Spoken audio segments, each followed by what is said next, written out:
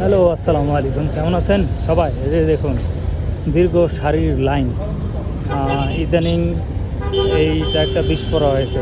দেশেই প্রায় 60-70% জ্বালানি পেট্রোল অকটেন উৎপাদন হয়। তারপরেও কেন তেলের এত সংকট? আহ, এটার সমাধান কী হবে, কতদিন থাকবে, সেটাই জানার বিষয়। আপনারা দেখতে পাচ্ছেন যে প্রতিদিন এরকম বাইকাররা যারা বাইক চালায় এই যানবাহনের তেলের সংকটের ভুগছেন। আহ, এই একটা নতুন অ্যাপস চালু করেছে, ফুয়েল অ্যাপস, যেইটা দিয়ে রেজিস্ট্রেশন করলে ট্রাস্ট যেই বিজয়সরণী, সেখানে আপনি তেল পাবেন 12 লিটার। কিন্তু একটা আলাদা লাইন থাকার কথা। মোট 60টি পাম্পে তেল দেওয়ার কথা, কিন্তু সেই পাম্পের তেলের ব্যবস্থা এখনও ওই রকম সিরিয়াল, নর্মাল সিরিয়ালেই যেতে হয়। তো এইভাবে কতদিন চলবে সেটাই জানার বিষয়। সবাই ভালো থাকবেন, সুস্থ থাকবেন।